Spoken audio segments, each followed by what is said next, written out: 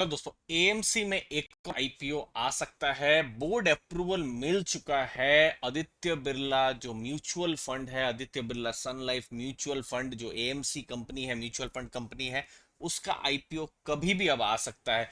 दो already listed company है, Nippon है, एचडीएफसी एएमसी है, तो जो तीसरा नाम जो है वो हो सकता है जो आदित्य बिरला कैपिटल जिसका जो पेरेंट है उसके अंदर में आती है, आदित्य बिरला सन लाइफ एएमसी। तो देखिए, ये हम बता देते हैं कि बोर्ड का अप्रूवल आ चुका है। ये बहुत बड़ा न्यूज है। अब आईपीओ कभी भी आ सकता है, ओएफएस के जरिए होगा। अब सेबी में जो भी है डॉक्यूमेंट्स जाएंगे, सेबी का अप्रूवल होगा और आईपीओ हो जाएगा। तो अगले कुछ महीने बड़े ही इंटरेस्टिंग रहने वाले हैं। देखिए, सबसे पहले ये ब्लैक कलर का यहाँ पर आप स्क्वायर में आप ध्यान दीजिए, 28.8 करोड़ पेड अप शेयर है। ठीक है। अब उसमें से 28.8 करोड़ टोटल है, तो आधे आधे हैं एबी कैपिटल के पास और आधे हैं सन लाइफ के पास। तो एबी कैपिटल 28.5 लाख शेयर बेचने वाला है और सन लाइफ जो है वो बाहर की कंपनी है, वो 3.6 करोड़ शेयर बेचेगा। तो टोटल जो ओएफएस होगा, जो भी सेलिंग होने वाली है, वो 13.5% पेड अप कैपिटल की ये टोटल सेलिंग होने वाली है।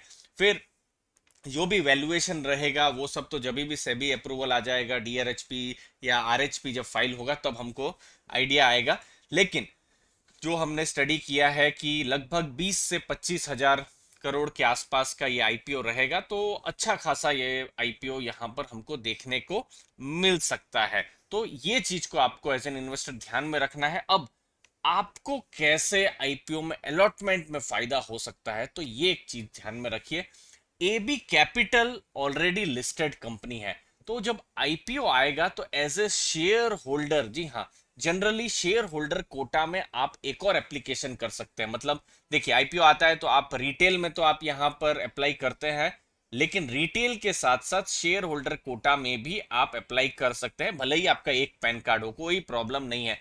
उज्जीवन में हमने देखा था, जो लेटेस्ट कुछ साल के एग्जांपल हमने एसबीआई में देखा, एसबीआई कार्ड्स का जब आईपीओ आया था। सिमिलरली हमने इक्विटास में भी देखा।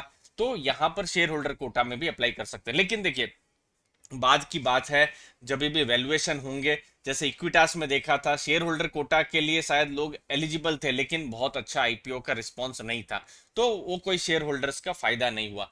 लेकिन ये जस्ट एबी कैपिटल जो है, ये इतना आप ध्यान में रखिए। अब कंपनी जो है आदित्य बिरला सन लाइफ एएमसी, ये नॉन बैंकिंग बैकग्राउंड में सबसे बड़ी है। 7% से ज्यादा का इसका मार्केट शेयर है और बोर्ड अप्रूवल ऑलरेडी आज आ चुका है दोस्तों। अब एबी कैपिटल है क्या, क्या आपको इसका कितना शेयर लेना है? सिर्फ एक शेयर लेने से भी आप यहाँ शेयर होल्डर कोटा के लिए एलिजिबल हो जाएंगे। फिर अगले 2-3 महीने में और ज्यादा क्लैरिटी आएगी, तो जो भी मैनेजमेंट बताएगा तो हम आपको बताते रहेंगे दोस्तों।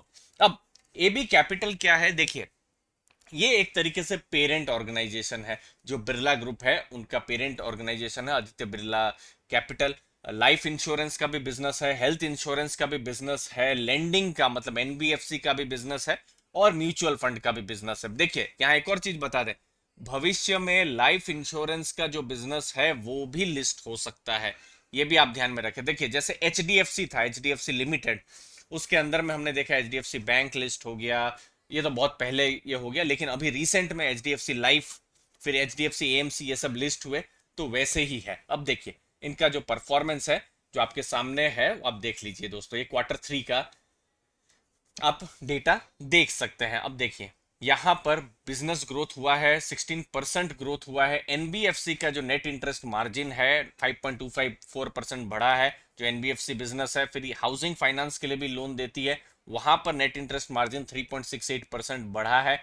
एएमसी जो म्यूचुअल फंड जिसकी बात हो रही है, उसका एयूएम देखिए 7% क्वार्टरली बढ़ा है और इक्विटी में अच्छा खासा यहाँ बिजनेस हुआ है। तो वो चीज हमको देखने को मिल रही है। एएमसी की जो प्रॉफिटेबिलिटी जो है वो भी देखिए, Q3 में profit before tax divide by जो एयूएम है वो 30 बीपीएस, तो वो भी थोड़ा सा इंक्रीज हुआ है। नेक्स्ट है लाइफ इंश्योरेंस का business, 6% year on year growth हुआ है। हेल्थ इंश्योरेंस का बिजनेस भी अच्छा खासा ग्रोथ हुआ है, 57% ईयर ऑन ईयर हुआ है। तो ये तो देखिए दोस्तों, ये थोड़े से पुराने डेटा है, December 31 तक के डेटा है। बिल्कुल हमको जो इंतजार रहेगा वो रहेगा Q4 का डेटा। अभी मार्च खत्म हुआ है, अभी अप्रैल एंड या मई महीने में डेटा आ जाएंगे। ये भी कैपिटल का इंटरेस्टिंग बिजनेस है, क्योंकि इनका life insurance, health insurance business अच्छा ग्रो कर रहा है। म्यूचुअल फंड का भी बिजनेस अच्छा ग्रो कर रहा है। वैसे ओवरऑल हम देखें तो mutual fund as an industry थोड़े बहुत अभी हम देख पा रहे हैं, अभी लोग पैसा बाहर कर रहे हैं, मतलब प्रॉफिट बुकिंग हो रही है, तो वो एक ट्रेंड है दोस्तों। बाकी पूरा अगर बिजनेस देखें तो एनबीएफसी है, एनबीएफसी को लेकर थोड़ी सी चिंता रहती है। तो ये जो आदित्य बिरला कैपिटल है उनको पैसा भी सस्ते में मिल जाता है, तो एक पॉजिटिव है, लेकिन क्वार्टर फोर में और ज्यादा यहाँ कन्विक्शन बन सकता है। एनबीएफसी का बिजनेस देखना बहुत जरूरी है। और अब चूंकि कोरोना का ये जो हमने देखा है अप्रैल में ये प्रभाव आया है, तो ये फिर से थोड़ी सी अनसर्टनिटी जरूर लाया है दोस्तों। तो मेन चीज है कि आईपीओ आ सकता है। सेबी में पहले तो अप्रूवल के लिए जाएगा, सेबू से अप्रूवल आएगा, तो ये 2-3 महीने, जल्दी से जल्दी में भी 2-3 महीने का ये प्रोसेस लगेगा। इसको आप एज एन इन्वेस्टर आपको ध्यान में रखना है दोस्तों। उम्मीद है आपको वैल्यू मिली होगी दोस्तों, नया सीखने को मिला होगा। अगर आपका अभी भी डीमैट अकाउंट नहीं है तो नीचे लिंक दी हुई है, आप फ्री में डीमैट अकाउंट लीडिंग ब्रोकरेजेस से ओपन कर सकते हैं, नीचे डिस्क्रिप्शन बॉक्स में लिंक दी हुई है। आपने अपना समय दिया दोस्तों, आपके समय के लिए बहुत बहुत धन्यवाद। वीडियो अच्छा लगा तो जरूर लाइक शेयर सब्सक्राइब कीजिए अपने फैमिली मेंबर्स और फ्रेंड्स के साथ। थैंक यू वेरी मच दोस्तों।